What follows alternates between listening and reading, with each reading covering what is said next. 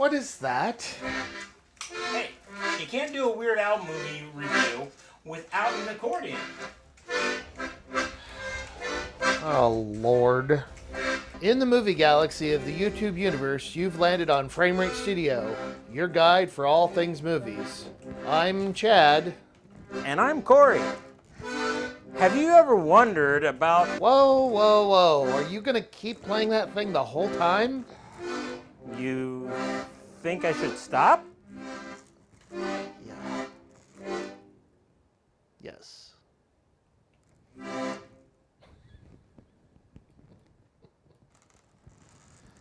As I was saying, have you ever wondered what it would be like if Weird Al had his own television station? We've got your answer.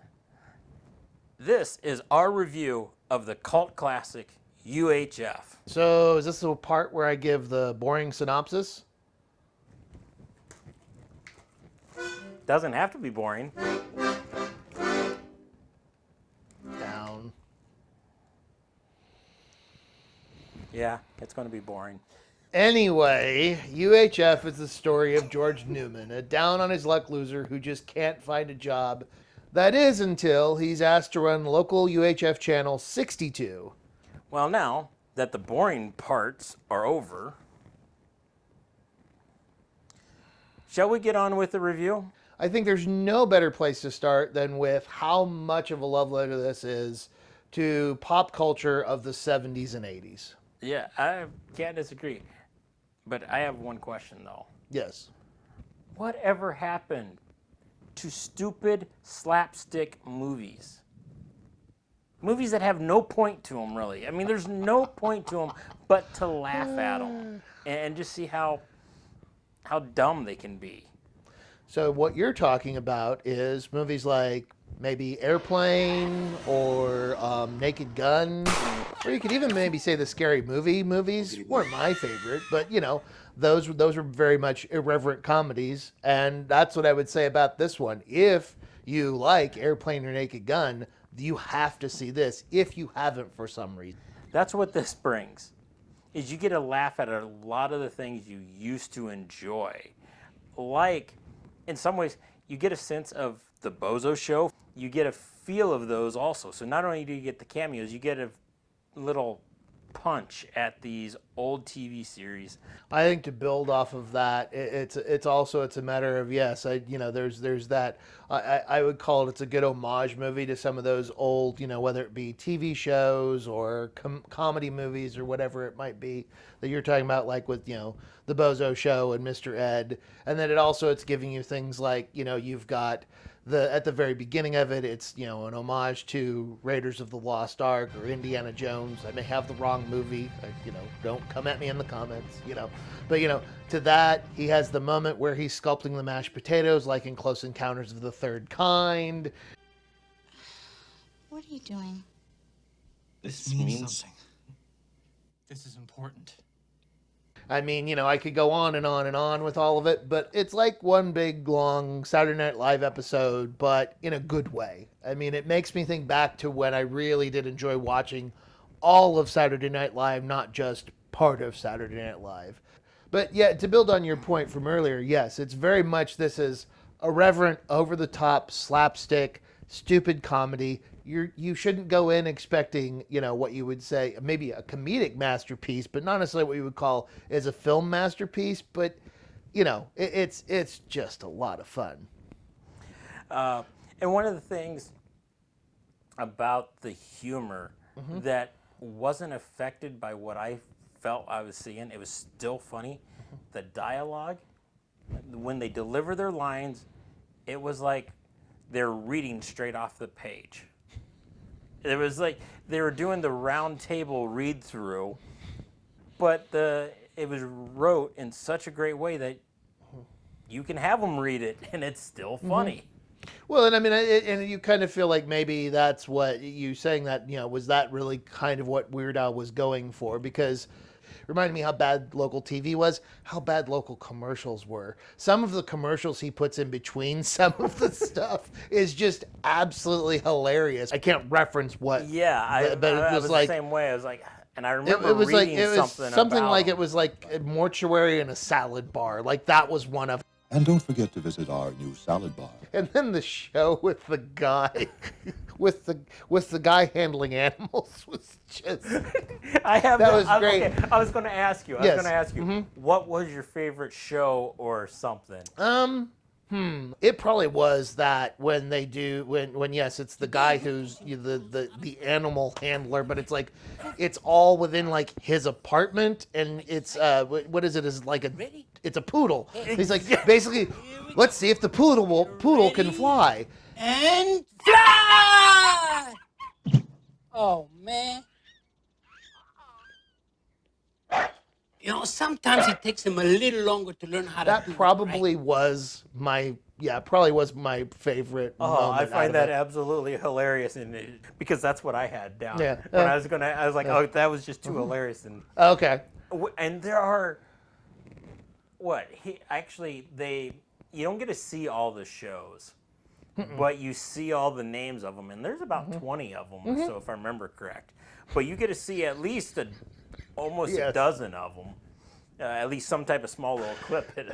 Either a dozen or just yes. You go back and just freeze frame on the board that shows their whole schedule, and just you'll laugh at well, I can't say you'll laugh, but I laughed at all of them as far as all the different references and different things like that, and just how stupid some of the shows were. Yes. One of the things we wanted to clarify is a lot of you out there might not even understand UHF.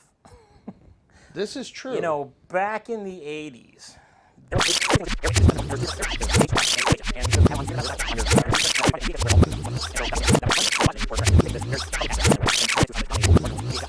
And so, yeah, I just wanted to give a little bit of that history of that's what UHF is. Crazy concepts that I can't believe we lived through. I think the other movie it made me think of, because this was Weird Al's passion project that he wanted to get made, wanted to get done. So it made me think a lot of Pee-wee's Big Adventure as well. Like in that same vein of this kind of, obviously that was Paul Rubens or Pee Wee Herman's passion project, and this was Weird Al's, and like I said, it's just a lot of fun because of that. Granted, some of it was right in our wheelhouse for when we grew up. And then you also get to relive one of his music videos when he has his dream sequence. So did you catch in the credits a very well-known famous musician that had a song credit in this? Maybe. Sting. Because the song that they do is the Dire Straits song "Money for Nothing." You'll have to excuse my friend. He's a little slow. Which Sting had a writing credit on. Yep. And so he redoes the tune to the tune of the Beverly Hillbillies, basically that theme, and brings it in. But so, Weird Al was able to get some pretty big names on it as well. Well, one big name that he tried to get on there, that he actually agreed and was going to be a part of it, but then his shooting schedule just didn't work out. Sylvester Stallone. Sly was actually going to play, so when he pulls out the gun and he's shooting everybody, and he goes and he gets the ticket from the guy to go on the helicopter, that was supposed to have been Stallone. Wow. He was going to hand him the ticket. Wow. But his schedule just didn't work out. One scene that maybe is a little problematic that time hasn't been as kind to is the character of Cooney, which is his upstairs neighbor who runs the local karate dojo. It's a blast from the past because it's played by, the guy's name is Getty Watanabe, which for most of us know him from 16 Candles as, this is his name, is Long Duck Dong. So most of us know him from that, but to see him in that was kind of this, makes you think of, I miss him being in movies. And then of course you have classic little person actor Billy Barty's in there as well. I think that, and by the way, that is absolutely hilarious. He is their cameraman. So all you get are these angles that are constantly looking up at Fran Drescher. That was a nice. It's just those small little touches of humor by Al as they go through this and making this. We're a perfect touch. So you're talking about dialogue and some of the lines that were used. I did have a moment where, so, Michael Richards, who plays Stanley Spadowski, and, he's the janitor, and he's not the brightest bulb in the box. I kind of wondered when he started that one line of, sometimes life is like a mop. And I was like, oh boy, we're getting an early Forrest Gump line here. Did Robert Zemeckis get his inspiration from UHF? The world may never know. One of the other things I want to touch on, the special effects were horrible, but you could tell they were intentionally done horrible. Exactly. Because it just added to the humor. Pinching his cheek and then just pinching his cheek, doing that with the Indiana Jones parody when he takes the whip and knocks the guy's arm, like it just comes off clean and it falls to the ground. Yes. And just you can easily tell it's like, well, that's not a real arm, and everything. Should we just give our final thoughts? Yeah. We get it over. What was that voice? Holy cow. I don't know. Chad hasn't gone through puberty yet. Yes, I think we should give our final thoughts. For me, the first point is nostalgia, nostalgia, nostalgia. It reminded me of all the great movies and, the bad TV and some of the bad stuff I watched as a kid, but in a fun way. Granted, you do need to know, we talked about this earlier, you do need to know some of the 70s and 80s pop culture references that it's referring to if you're really going to enjoy this and get the most out of it. But yeah, lots of nostalgia. Is it formulaic? Yes. But is it fun? Absolutely. Were you really going into this expecting Macbeth? I mean, it's a comedy. What do you think you're going to get? And, if you do enjoy it, I think you're going to be like me, highly rewatchable. This is one you can put in over and over and over again and, always get something out of it and always get a laugh out of it. So I think you can tell I really enjoyed it. How about you, Corey? I'm kind of with Chad on this about nostalgia. For those who can remember the early days of cable back in the 80s, you're going to get a lot of memories coming back at you, as well as the references to not just television, but also to movies. The runtime on it, I think is perfect. It's the perfect runtime because at the end of it, I was actually getting a little bored. I was like, okay, I'm ready for it to be over. And it did. It ended, I feel as though, for me, perfect runtime. And again, we said it many times through, incredible cast from the key characters to the cameos. All right, then how did you score it? I gave it a score of 69 out of 100. I thought it was very, very good. Obviously, I know that's not fantastic, but I thought it was good. I think I had to ding it a little bit for some of the acting and some of the stuff where, it's probably would fall where a lot of comedies in that ilk would fall for me. But still, a lot of fun. And I'm right there with them. Not as high. I gave it a 63. So we raved about this, but obviously it's not high scores for us. It can be as much fun as you want, but you can't give it the same scores like, let's say, like something like The Godfather. You're just not going to be able to. Or something, that we like more, which is like Planes, Trains, and Automobiles. There you have it. Another review. But you got to let us know in the comments. Are we in the Cheers section or are we in the Cheers section? Again, let us know.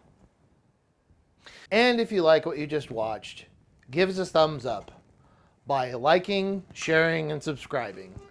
And if you're already subscribed, make sure to hit that notification bell to be notified every time we release new content.